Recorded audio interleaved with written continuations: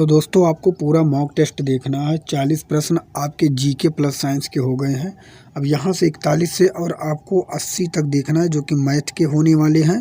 और उसके बाद आपकी रीजनिंग चलेगी, उसके बाद आपका रीजनिंग के बाद हिंदी चलेगा। दोस्तों पूरा देखना है और फिर आपको बताना है कि आपने कितने प्रश्नों को सॉल्व किया। कमेंट में अंत में बताना है। अगर आप सिलेक्शन के करीब हैं तो बस दावे के साथ कहता हूँ, बस आप मेहनत करते रहे दोस्तों, सिलेक्शन आपका ज़रूर होगा। तो चलिए एक एक प्रश्न को देखते हैं। पहला प्रश्न आपके सामने है, 5 क्रमिक विषम धनात्मक पूर्णांक का औसत 9 है, उसमें से सबसे छोटा क्या है? आपको बताना है सबसे छोटा क्या है। ऐसे सवालों को क्या करना है, 5 पूर्णांक। दोस्तों पहले अपने खुद को सवाल लगाना, फिर इसका आंसर आपको देखना है, फिर मिलाना। अगर सही है तो सही कटिंग मारना है, गलत है तो गलत कटिंग मारना है।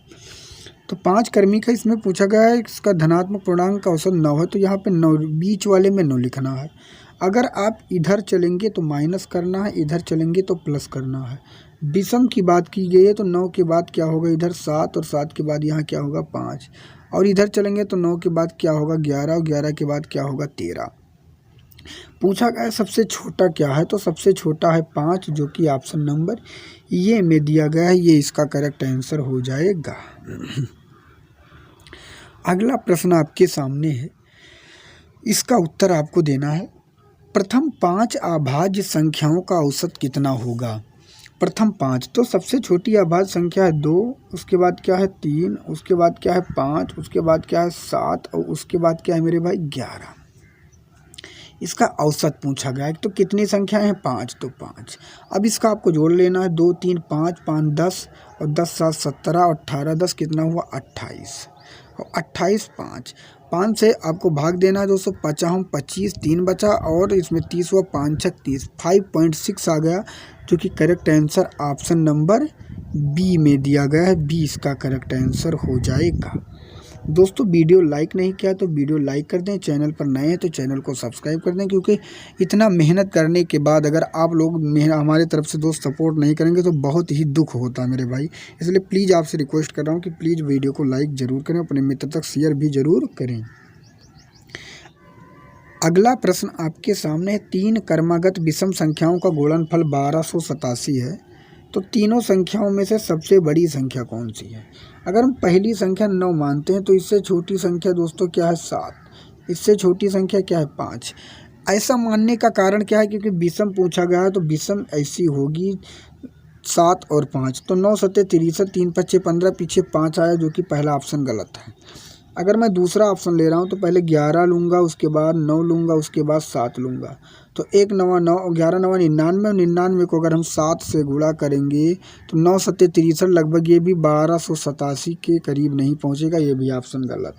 अगर मैं 13 लेता हूँ, उसके बाद मैं 11 लेता हूँ, उसके बाद 9 ले रहा हूँ, तो ये दोस्तों क्या होगा 11 9 99 होगा। और 99 को अगर हम 13 से करेंगे, 13 9 117 के साथ और 13 9 117 इधर हो जाएगा, 13 9 117 के साथ 10 और 13 9 100 फिर 17 और इस पे आपको 11 जुड़ जाएगा 128, जो कि ऑप्शन नंबर सी बिल्कुल सही हो जाएगा। इसका करेक्ट आंसर ऑप्शन नंबर दोस्तों क्या होगा, सी सही हो जाएगा। अगला प्रश्न आपके सामने, इसका उत्तर आपको देना है। 2 संख्याओं का लघुत्तम समापवर्तक उनके महत्तम समापवर्तक का 4 गुना है। जो लासा है तो लासा मान लीजिए और मासा का क्या है 4 गुना, उन दोनों का योगफल 125 है। यदि एक संख्या 100 है तो दूसरी संख्या कितनी होगी? मेरे भाई बिल्कुल जी, अगर दोनों का योगफल 125 है और एक संख्या 100 है तो 100 और हमें जोड़कर 125 लाना है। अगर 100 मिल गया तो दूसरी संख्या 5 जोड़ेंगे 105 होगा, 100 जोड़ लेंगे 102 होगा, 125 और 100 जोड़ लेंगे 225 हो जाएगा। इसलिए इसका correct answer option number B हो जाएगा। 100 में 25 जोड़ेंगे 125 हो जाएगा। आगे देखने की ज़रूरत भी नहीं है। अगला प्रश्न आपके सामने, इसका उत्तर आपको देना है। 2 संख्याओं का लासा एवं मासा का गुणनफल 24 है, दोनों संख्याओं का अंतर 2 है, वही संख्याएं ज्ञात करिए। अब देखिए, लासा एवं मासा का गुणनफल 24, 8 और 6 का अगर आप लासा लेते हैं तो कितना आएगा मेरे भाई? 8 6 का लासा 12 आएगा। आप देख कर या लेकर देख लीजिए। और इसका मासा अगर आप निकालेंगे तो क्या आएगा, 2 आएगा। इसका गुणनफल भी 24 आता है। और इसका 8 से 6 निकालेंगे, 8 से 6 निकालेंगे, इसका अंतर भी 2 आता है। तो इसका करेक्ट आंसर जो होगा वह ऑप्शन नंबर ये सही हो जाएगा। अगला प्रश्न आपके सामने, एक व्यापारी ने एक साइकिल को 10% के हानि पर बेची। यदि बिक्री का मूल्य 200 रुपये बढ़ा दिया जाता है तो 6% का लाभ होता है। तो साइकिल का क्रय मूल्य बताओ। पहले 10% का हानि पर बेचा और यदि मूल्य 200 रुपये बढ़ा दिया जाता है तो 6% का लाभ होता है। तो 10 और 6 दोस्तों कितना हो गया, 16। तो कहने का मतलब 16% के बराबर ही 200 रुपये तो बढ़ा। और प्रतिशत को हटाने के लिए नीचे क्या करेंगे, 100। इसे अगर आप काटेंगे तो ये क्या कटेगा, 4 चौक 16 और 4 से काटेंगे 25 बार में, और 4 से इसे काटेंगे 50 बार में, और 50 का 25 से गुणा करेंगे, 25 पंचे 125 जो कि आया 1250। Correct answer option number C में दिया गया है। अगला प्रश्न आपके सामने, इसका उत्तर आपको देना है। एक व्यापारी ने अपनी लागत कीमत पर 40% लाभ पर जोड़ने 40% लाभ जोड़ने के बाद अपनी वस्तुओं की विक्रय मूल्य 700 रुपये निर्धारित करता है। क्योंकि कीमत के इस स्तर पर बिक्री बहुत कम थी, अतः उसने 10% लाभ पर विक्रय कीमत तय करने का निर्णय लिया। नई विक्रय कीमत ज्ञात कीजिए। दोस्तों हर चीज़ अपने आप में 100 होता है। उसने 40% लाभ करने के लिए अगर 40 लाभ चाहता था तो दोस्तों उसने कितने में कर दिया, वह सामान 140 में कर दिया। अब 140 में अगर उसने कर दिया तो अब ध्यान से देखिए, 140% के बराबर कितने रुपए दिए गए हैं, 700। अब क्या करेंगे, प्रतिशत को हटाने के लिए नीचे 100 करेंगे, 140 से इसे काटेंगे 5 बार में, 5 का तिरछा गुणा करेंगे, कितना आया, 500। अब इस 500 पर वह कितना रुपए लाभ लेना चाहते, केवल 10% लाभ लेना चाहता है। तो हर चीज़ अपने आप में 100 होता, अगर 10 लेना चाहता लाभ तो हो गया 110, और नीचे 0% हटाने के लिए 00 से 00, 11 पच्चे 55, 550 इसका आंसर आ गया। अगर गुणा करेंगे 110 को 5 से तो 550 आएगा, जो कि ऑप्शन नंबर बी में दिया गया है। अगला प्रश्न आपके सामने है, इसका उत्तर आपको देना है। एक व्यक्ति के पास 10,000 रुपये की धनराशि निवेश के लिए है। इसमें से 4,000 रुपये का साधारण ब्याज 5% वार्षिक तथा 3500 रुपये का 4% वार्षिक की दर से निवेश करता है। शेष धनराशि का वह किस दर से निवेश करे ताकि उसकी वार्षिक आय 500 रुपये हो जाए। दोस्तों ये थोड़ा सा बड़ा सवाल लगता तो मुझे यहाँ पे लगाने में दिक्कत थी, इसलिए मैंने नीचे टाइपिंग करके दिया है। आप यहाँ पे देखिएगा ध्यान से, फिर समझ में आपको आ जाएगा। अगर कुल राशि 10,000 है, एक स्थान पर 4,000 रुपये 5% 1 साल के लिए, दूसरे स्थान पर 3500 रुपये 4% 1 साल के लिए, और शेष जो रुपये बचा वो 2500 बचा। जब आप माइनस करेंगे तो दर नहीं दिया गया है तो मैंने आर लिख दिया 1% 1 साल के लिए, और प्रतिशत को हटाने के लिए नीचे 100। अब जब आप क्या करेंगे, इसे 00 से 00 काटेंगे तो 40 पंचे 200 हुआ, 00 से 00 काटेंगे 35 चौका 140 हुआ, और 00 से 00 काटेंगे 25 से कम 25 प्लस आर 25 आर हुआ। अब क्या करेंगे, 200 और 140 को आप जोड़ेंगे तो 300। दोस्तों यहाँ पे 200 है, यहाँ 140 है, यहाँ 25 आ रहा है, तो 200 140 होगा 340, और 340 को 500 से घटा देंगे तो बचेगा 160। अगर 25 आर बराबर 160 है तो आपको क्या करना है कि आर इधर रख के दोस्तों 25 से काट देंगे, आ जाएगा 32/5, और इसे काटेंगे तो आएगा 6.4%। इसका करेक्ट आंसर, तो इसका करेक्ट आंसर आ जाएगा 6.4% वार्षिक। दोस्तों 49 नंबर का जो आपके सामने सवाल है उसका उत्तर आपको देना है। मैं लिख दे रहा हूँ 49 नंबर का। 500 रुपये का आपको बताना है 3% कितने वर्ष में ब्याज 30 रुपये प्राप्त हो जाएगा। कितने वर्ष में 30 रुपये ब्याज प्राप्त हो जाएगा। ऑप्शन ये था 1 बी था 2, सी था 3 और डी था 4। तो इसका क्या करना है, मूलधन आपको पता है 500, दर जो पता है आपको पता है 3%, समय नहीं दिया गया है टी लिख लेना है, प्रतिशत हटाने के लिए 100 और ब्याज जो प्राप्त हुआ है 30। तो 00 से 00 काटेंगे और 5 कितना हुआ 15 और 15 से 30 को काटेंगे 2 बार में तो टी कितना आ गया 2।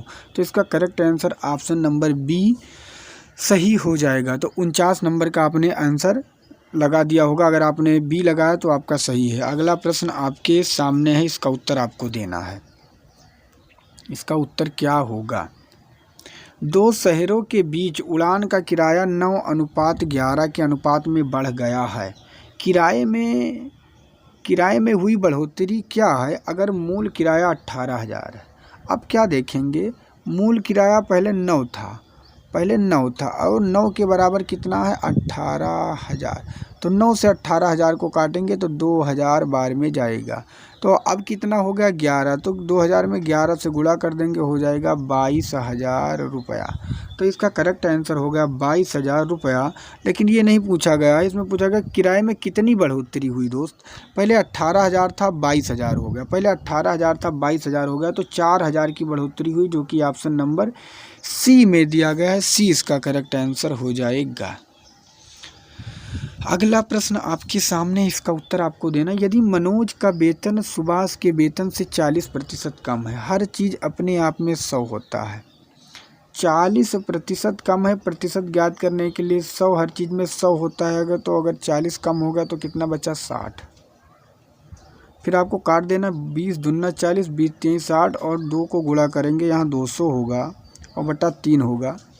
अगर जब आप इसे भाग देंगे 200 को 3 से, तो इसका जो करेक्ट आंसर आने वाला है वह आएगा 66 सही 2/3%, जो कि ऑप्शन नंबर सी में दिया गया है। सी इसका करेक्ट आंसर हो जाएगा। आप भाग देकर देख सकते हैं। अगला प्रश्न आपके सामने, इसका उत्तर आपको देना। एक संख्या में 10% की वृद्धि हो जाती है और फिर उसमें बढ़ी हुई संख्या में 10% कम कर दिया जाता है, तो निवेश वृद्धि अथवा कमी कितनी होगी? हर चीज़ अपने आप में 100 होता है। अगर 10 की वृद्धि हुई तो 110 हो गया और फिर से 10 की कमी हो गई तो 90 हो गया। अब क्या करना है, प्रतिशत को हटाने के लिए नीचे 100, 0 से 0, 0 से 0 काट देना, 11 9 कितना हुआ 99। हर चीज़ अपने आप में 100 होता है, लेकिन मिला कितना 99, तो 1% की क्या मिल गई, कमी मिल गई। तो करेक्ट आंसर ऑप्शन नंबर ये सही हो जाएगा। अगला प्रश्न आपके सामने है, एक वस्तु का मूल्य पहले 20% से घटकर 30% बढ़ा दिया जाता है, परिणामतः यदि उसका मूल्य 416 हो जाता है तो वस्तु का मूल्य कितना है? हर चीज़ मैंने क्या बताया 100 होता है। अगर उसे 20 पहले घटा दिया गया तो वह कितने में हो गया 80 में, और फिर 30 बढ़ा दिया गया तो 100 से 30 बढ़ाया गया तो 130 हो गया। प्रतिशत को हटा देंगे तो 00 से काट देंगे, 0 से 0, 13 8 कितना हुआ मेरे भाई 104, 13 8 कितना हुआ 104। लेकिन यहाँ कितना बताया गया है 416, तो 104 के बराबर है 416। और प्रतिशत को हटाने के लिए नीचे 100 से गुणा करेंगे, 104 को काटेंगे 4 बार में जाएगा और बराबर का तिरछा होता है गुणा, 100 को 4 से गुणा करेंगे 400। इसका करेक्ट आंसर आ जाएगा वस्तु का मूल्य, जो कि ऑप्शन नंबर सी में दिया गया है।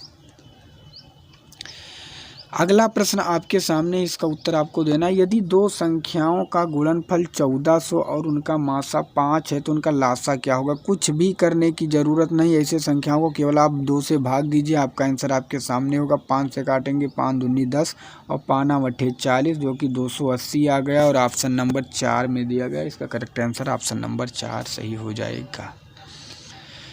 अगला प्रश्न आपके सामने, इसका उत्तर आपको देना। यदि मोहन की आय महेश से 150% अधिक है तो बताइए कि महेश की आय मोहन की आय से कितना प्रतिशत कम है? मैंने बताया हर बार आपको 100 से जोड़ना या घटाना है। यहाँ अधिक कहा गया तो यहाँ पे क्या करना होगा, जोड़ना होगा। 150 अधिक है, फिर से प्रतिशत पूछा गया तो प्रतिशत के लिए 100, और अगर हर चीज़ अपने आप में 100 होती है और 150 अधिक है तो कितना हो गया 250। 0 से 0 काटेंगे, 5 से काटेंगे 2 बार में, 5 से काटेंगे 5 बार में, 5 से काटेंगे दोस्तों इसे 30 बार में, और 30 का 2 से गुणा करेंगे 60% आएगा, जो कि ऑप्शन नंबर सी में दिया गया है, सी इसका करेक्ट आंसर हो जाएगा। अगला प्रश्न आपके सामने, इसका उत्तर आपको देना है। यदि ये सी से 50% बड़ा है और बी सी से 25% बड़ा है तो ये बी से कितना प्रतिशत बड़ा होगा। मेरे भाई ऐसे सवालों में आपको कुछ नहीं करने की ज़रूरत है। पहले आपको लिखना है ये, फिर लिखना है बी, फिर लिखना है सी। आप पढ़िए, ए सी से 50% बड़ा है। अगर सी जो है 100 है तो इससे ए बड़ा है 50, तो ये कितना होगा 150, क्योंकि 50 बढ़ा है तो 150 हो गया। अब पूछा गया बी सी से 25% बड़ा है, जो बी जो है इससे 25 बड़ा है तो इसे 125 कर दिया गया। अब पूछा गया ये बी से कितना प्रतिशत बड़ा है, बी से ये कितना बढ़ा है, तो आपने देखा कि जो बढ़ा है 150, इसके पास 125, केवल 25 बढ़ा है। प्रतिशत ज्ञात करने के लिए 100 से गुणा। और किससे बड़ा पूछा गया है, बी से। बी कितना है दोस्तों 125। बस 25 से काटेंगे 125 को 5 बार में, 5 से 100 काटेंगे 20 बार में, तो 20% इसका करेक्ट आंसर हो जाएगा, जो कि ऑप्शन नंबर डी में दिया गया है। अगला प्रश्न आपके सामने, इसका उत्तर आपको देना है। कितने वर्षों में कोई धनराशि 25% साधारण ब्याज की दर से तिगुनी हो जाएगी। कहने का मतलब, अगर आपके पास 100 रुपये है तो वह कितने वर्षों में 300 रुपये हो जाएगा। तो मतलब 100 रुपये आपके पास मूलधन था, 300 रुपये हो जाएगा। तो मैं निकालता हूँ अगर इसे, तो समझ रहा हूँ कि मैंने 100 रुपये लिया और 25% पर, और प्रतिशत को हटाने के लिए नीचे 100, और हमें ब्याज के रूप में जो प्राप्त हुआ दोस्तों, वह कितना प्राप्त हुआ आपको देखना। अगर 100 रुपये आपने दिया, 300 प्राप्त हुआ, तो 100 रुपये आपका प्राप्त हुआ, 200 रुपये आपका ब्याज प्राप्त हुआ, तो मैंने यहाँ 200 लिख दिया। 100 से 100 को मैंने काट दिया। 25 से अगर हम 200 को काटेंगे तो ये जाएगा 8 बार में, तो 8 वर्ष इसका करेक्ट आंसर हो जाएगा, जो कि ऑप्शन नंबर बी में दिया गया है। अगला प्रश्न आपके सामने, इसका उत्तर आपको देना है। 150 के 2 हिस्सों में विभाजित करें, जिससे कि उन दोनों का पारस्परिक का योग 3/112 हो, और दोनों हिस्सों की गणना करें। दोनों हिस्सा को पहले तो जोड़ने पर 150 प्राप्त होना चाहिए। तो अगर मैं ऑप्शन से लूँ तो 50 और 90 और 50 जोड़ूंगा तो 140 होगा, तो पहला ऑप्शन तो गलत है। अगर मैं दूसरा ऑप्शन ले रहा हूँ तो 70 और 80 जोड़ूंगा तो कितना बना 150, ये तो सही है। लेकिन उसका योग जो है वह 3/112 होना चाहिए। तो मैं इसका योग अगर निकालता हूँ, पारस्परिक योग, तो इसका योग निकालने के लिए मुझे व्युत्क्रम में पलटना पड़ेगा। तो 1/70 प्लस 1/80, इसका मैं योग निकालता हूँ दोस्तों, ये आएगा 8, 7 का एलसीएम लगेंगे 560, और 70 को इससे भाग देंगे तो 7/8 = 8 आया, और प्लस का 8 को इससे भाग देंगे तो 7 आया। तो 8 7 कितना हुआ 15, और बटा 560। इसे हम काटेंगे तो 3 दोस्तों 5 3 15, और 5 एकम 5, 5 एकम 5, और 5 दूनी 10। तो कहने का मतलब ये ऑप्शन अपना जो है बी वाला सही है, क्योंकि इसका योग भी 70 80 का 3/12 भी आ रहा है, जोड़ने पर भी 150 आ रहा है।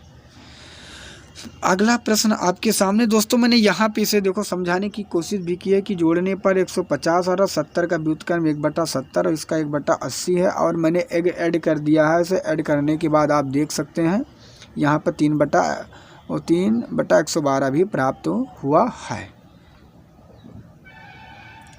अगला प्रश्न आपके सामने है, सभी 1 अंक 2 अंक तथा 3 अंकों वाली प्राकृतिक संख्याओं का औसत क्या है। कहने का मतलब 1 अंक प्लस लेकर 3 अंकों तक, तो 1 2 प्लस 3, और 3 अंकों तक ऐसे आप चले जाएंगे प्लस के 999, तो इसका औसत पूछा गया है।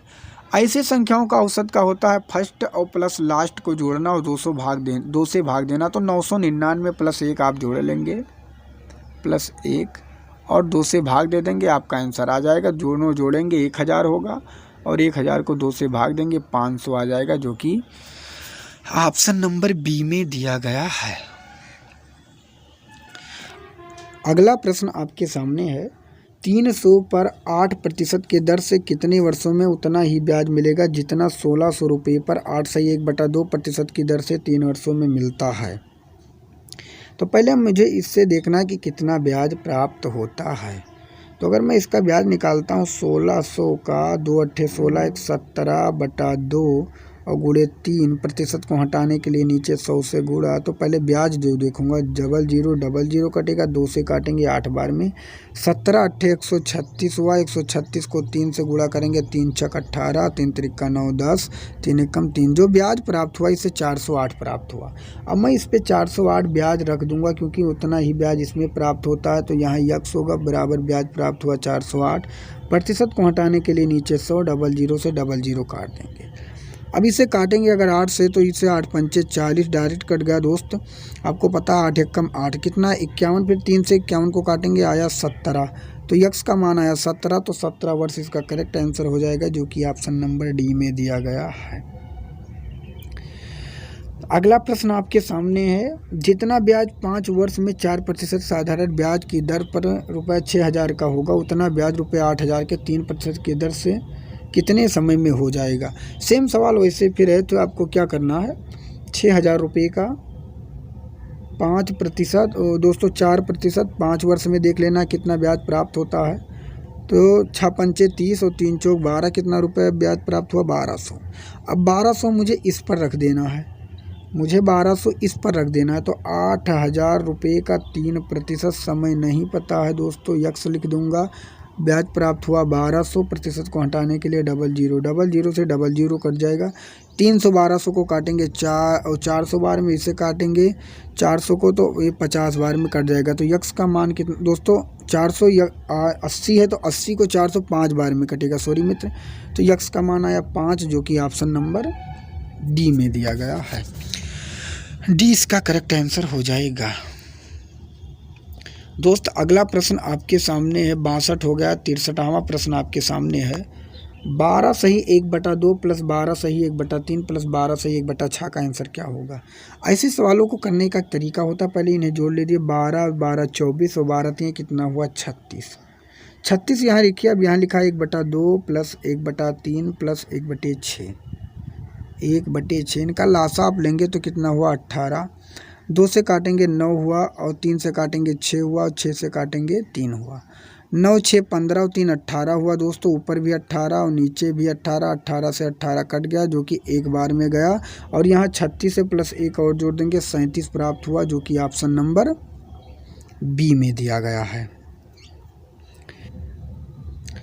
अगला प्रश्न आपके सामने है, वह छोटी सी छोटी संख्या ज्ञात कीजिए जो 12 15 20 से पूर्णतः विभाज्य हो जाए और पूर्ण वर्ग हो।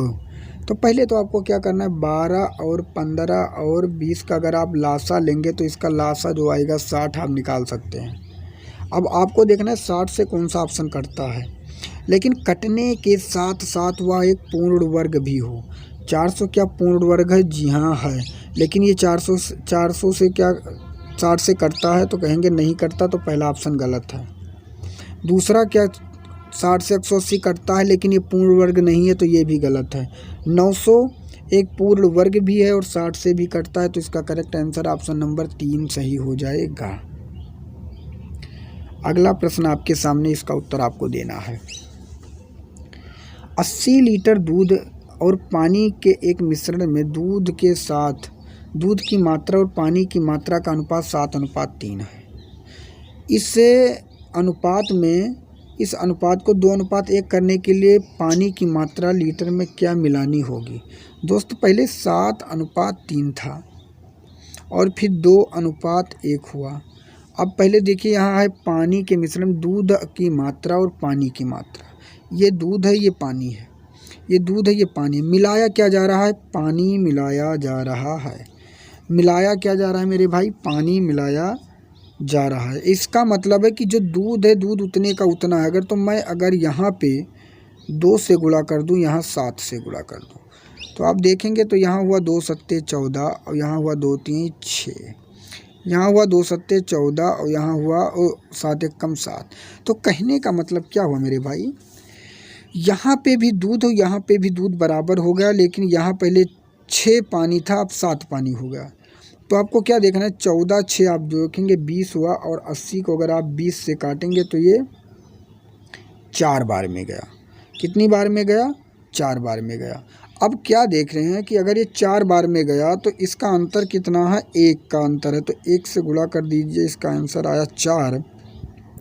पहले दोस्तों या यहाँ 4 से गुणा करिए, अगर यहाँ 4 से गुणा करेंगे यहाँ 24 हो जाएगा और यहाँ 4 से गुणा करेंगे तो यहाँ 28 हो जाएगा। तो पहले 24 पानी था, अब 28 हो गया, या कितना मिलाया गया, तो 24 पहले पानी था फिर 28 हुआ तो मिलाया गया 4। इसका करेक्ट आंसर ऑप्शन नंबर चौथा सही हो जाएगा। अगला प्रश्न आपके सामने है, 45 लीटर मिश्रण में दूध व पानी का अनुपात 4:1 है, और फिर कितना पानी मिलाया जाए कि 3:2 हो जाए। मेरे भाई दूध में नहीं कुछ मिलाया जा रहा है, इसलिए दूध को हम बराबर कर देंगे, यहाँ 3 से गुणा करके यहाँ 4 से। अब ये हो गया 12 और 3 1 कम 3, ये हो गया 12 और ये हो गया 3 दूनी 6। दूध बराबर हुआ लेकिन पहले 3 पानी पहले 3 था, अब कितना हो गया 6। तो पहले हम देखेंगे 12 3 कितना हुआ, जोड़ेंगे 15 और 45 को 15 से काटेंगे तो ये कितनी बार में जाएगा, 3 बार में। अब 3 को यहाँ से गुणा करेंगे, 3 को यहाँ से, तो पहले 3 त्रिका यहाँ 9 हुआ और यहाँ 3 6 कितना हुआ, 18। पहले पानी 9 था, पानी कितना हो गया दोस्तों, यहाँ पे 3 चौक 12 हुआ, 3 1 कम 3 हुआ और 4 3 12 हुआ, 4 दूनी दोस्तों यहाँ 8 होगा मेरे भाई, क्योंकि 4 दूनी 8 होता है। तो अब 3 8 कितना हुआ, 24, सॉरी दोस्तों 24 होगा, ये 24। तो पहले 9 पानी था, अब 24 हुआ, तो कितना मिलाया गया आप देख सकते हैं, 15 पानी और मिलाया गया। जब इसका आप अंतर देखेंगे तो इसका करेक्ट आंसर ऑप्शन नंबर 1 सही हो जाएगा। अगला प्रश्न आपके सामने, इसका उत्तर आपको देना है। तो इसमें कुछ नहीं करना है, 17 को 34 से भाग देना, 2 होगा, फिर 2 2 गुणे 2 दूनी 4 और प्लस 4 हो जाएगा 8 इसका आंसर, जो कि ऑप्शन नंबर ये में दिया गया है। इसका उत्तर आपको देना है 6 के पावर 10 गुणे 17 के 7 के पावर 17 गुणे 11 के पावर 27। तो 6 आप देखिए अभाज्य गुणनखंड में तोड़ना है, तो 6 को हम 3 गुणे 2 में तोड़ सकते हैं। यहाँ पे 10 लिखा है तो यहाँ पर भी 10, यहाँ पे 10 लिख देंगे। 7 ऑलरेडी टूटा है दोस्तों, इसके 17 लिख देंगे। 11 ऑलरेडी नहीं टूट सकता, 27 लिख देंगे। जोड़ देंगे 10 10 20 हुआ, 20 और 17 जोड़ेंगे 37 हुआ, और 37 में 27 जोड़ देंगे, 7 7 14, 3 2 5 और 1 6 64 हुआ, जो कि ऑप्शन नंबर 2 में दिया गया है। इसके ऊपर वाले संख्या को ऐड कर लेते हैं। अगला प्रश्न आपके सामने, 3 अंकों की ऐसी कितनी संख्याएं जो 5 से पूर्णतः विभाजित होती हैं। तो आपको क्या करना है, पहले 5 से आपको डायरेक्ट 999 को विभाजित कर देना है, और यहाँ पे आपको फिर 99 तक माइनस कर देना है। तो आप यहाँ से करके यहाँ से भाग देकर जो बचेगा माइनस कर देना। अगर ये 5 से काटेंगे इसे, तो 5 एकम 5 और 4 इसमें आया, 5 9 45, ये 19 आया।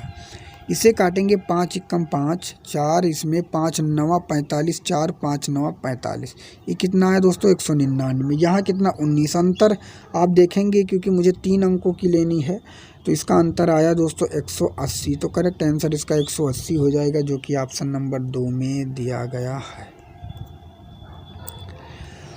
अगला प्रश्न आपके सामने, 200 और 600 के बीच कितनी संख्याएं हैं जो 4 5 और 6 से पूर्णतः भाज्य हैं। तो 4 5 6 का आप लासा लीजिए। 4 5 6 का लासा होता है दोस्तों 60। अब 200 को पहले क्या करना है, 60 से भाग देना है, तो ये 3 बार में जाएगा, और फिर 600 को फिर 60 से भाग देना है, ये 10 बार में जाएगा। इसका अंतर देखना है आपको, इसका अंतर देखना है, क्योंकि 200 और 600 के बीच का देखना है, तो 200 और 600 के बीच का अंतर देखना है, तो शायद 7। तो इसका करेक्ट आंसर ऑप्शन नंबर 3 सही हो जाएगा। दोस्त इतना मेहनत कर रहा हूँ, मेरा गला भी बैठ गया आप लोगों के लिए, तो एक छोटी सी रिक्वेस्ट है, प्लीज़ वीडियो को लाइक कर दें मेरे भाई। मैं बार बार रिक्वेस्ट कर रहा हूँ, प्लीज़ वीडियो को लाइक कर दें। इतनी मेहनत करने के बाद, जॉब करने के बाद, टाइपिंग करने के बाद, आप लोगों के लिए इतना कंटेंट अच्छा लाने के बाद अगर आप लोग नहीं करेंगे दोस्त, बहुत नर्वस होता हूँ। प्लीज़ वीडियो को लाइक कर दें भाई, प्लीज़ वीडियो को लाइक कर दें। चैनल को सब्सक्राइब कर लें, अपने मित्र को शेयर ज़रूर करें। दोस्त बार बार कह रहा हूँ, इतनी मेहनत करने के बाद प्लीज़ वीडियो को आप लाइक ज़रूर करें। 2 अंकों वाली संख्या के दोस्तों, मैं आपको बता दूं कि मैं खुद बोलते से इतना समय से बोल रहा हूं कि आपको बता दूं, मेरा गला भी बैठ गया और बिल्कुल सूख गया गला है। लेकिन इसका बस कारण ये है कि आप लोगों का प्यार, और मुझे ये इस बार की आप लोगों को वर्दी दिलानी, इसलिए मैं इतना मेहनत आपके लिए कर रहा हूँ। इसलिए आपसे बस छोटी सी रिक्वेस्ट है, प्लीज़ आप इस चैनल को थोड़ा सा शेयर करें, ग्रो करें दोस्त। और अगर ये चैनल ग्रो करेगा तो आपको आज मैं दावे के साथ कहता हूँ कभी भी कंटेंट में हमारे हर दम कंटेंट आपको फ्री मिलेगा, आपकी कोई भी परीक्षा हो। लेकिन इसके लिए आपको थोड़ी सी मदद चाहिए, हम बस यही मदद है कि अपने मित्र तक शेयर करें और दोस्त कमेंट के अच्छा करके और एक पॉजिटिव कमेंट दें, बताइए कि आपको क्लास कैसा लगा। दो अंकों वाली संख्या के अंकों का योग 7 है तथा उनका गुणनफल 12 है, तो उनका अंतर क्या होगा।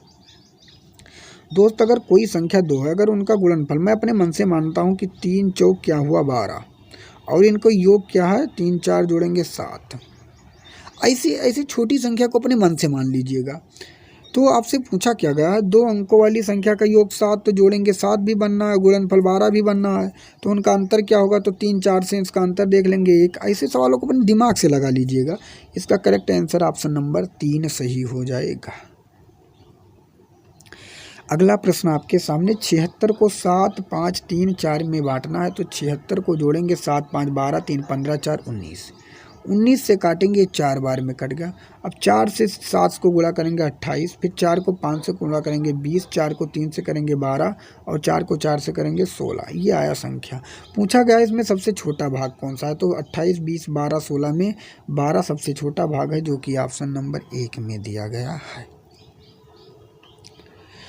अगला प्रश्न आपके सामने, दो संख्याओं का गुणनफल 192 है और इन दोनों संख्याओं का योग 28 है, तो इनमें से कौन सी संख्या छोटी है। अब ये बताइए आप, कौन सी संख्या छोटी है। अगर मैं ध्यान से समझिएगा, अगर मैं पहली संख्या 16 लेता हूँ और दोनों का योग 28 बन रहा है, तो छोटी संख्या क्या बनेगी मेरी भाई, 12। ध्यान से समझिएगा। अगर मैं बड़ी संख्या, इसमें पूछा गया है कौन सी संख्या छोटी है, मेरे भाई छोटी पूछा गया है। अगर मैं 12 लेता हूँ और एक बड़ी संख्या क्या है ऑलरेडी 16, क्योंकि 12 16 ही जोड़ने पर 28 बनेगा। तो अगर हम 12 से 16 को गुणा करें तो क्या 12 6 72 के 2 और 12 कम 12 7 19।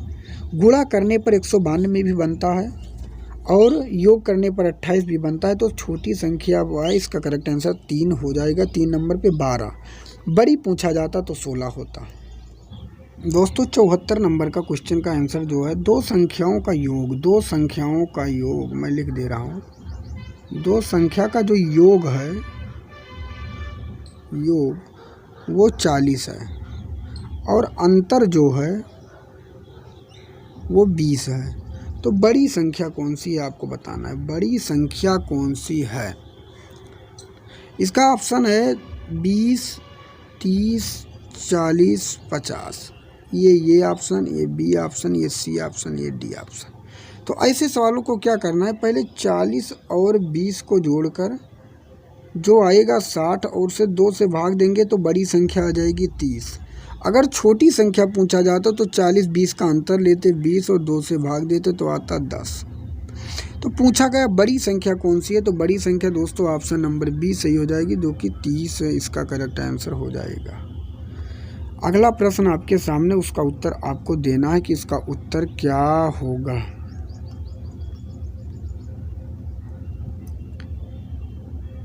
एक कॉलेज में लड़के तथा लड़कियों 3:2 के अनुपात में है।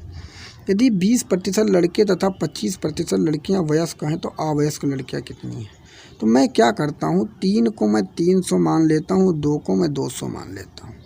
अगर 20% लड़के और 25% लड़कियां वयस्क हैं, अगर 20 हैं तो हर चीज़ 100 होता है, तो कितने बचे 80%। से अगर हम इसका निकाल लेंगे 300 का 80%, तो अवयस्क हैं, कितना हुआ 240 लड़के। और इसका 25 है तो मैं 200 का कितना निकालूंगा 75, क्योंकि 25 वो हैं तो 75 निकालूंगा, तो ये कितना हो गए 75 दूना 150। तो अवयस्क विद्यार्थियों की प्रतिशत कितना है, तो ये 240 और 150 जोड़ेंगे तो हुआ 390। और कुल बच्चे कितने हैं, 3 2 500 और ये कितना हुआ 390। तो 390% ज्ञात करने के लिए 100 कुल है 500 0000 5 से काटेंगे 5 7 35 और 4 इसमें गया दोस्तों, 5 8 40 78%, जो कि ऑप्शन नंबर 2 में दिया गया है। दो संख्याओं के वर्गों का योग 250 है तथा वर्गों का अंतर 88 है, तो वह संख्याएं क्या हैं? मैं इसका अगर वर्ग निकालता हूँ 10 का तो हुआ 100, इसका निकालूंगा 144, इसका योग करूँगा 250 नहीं आ रहा, पहला ऑप्शन गलत। दूसरा का अगर देख रहा हूँ तो 8 हटाई 8 का निकालूंगा 64 और 14 का निकालूंगा 196, इसे ऐड करूँगा तो आएगा 160, ये भी नहीं आ रहा, दूसरा ऑप्शन गलत। तीसरा निकालूंगा 7 का 49, 15 15 225, इसे भी जोड़ूंगा 250 नहीं आ रहा है, तो ये भी गलत। तो इनमें से कोई नहीं, ऑप्शन नंबर 4 इसका सही हो जाएगा।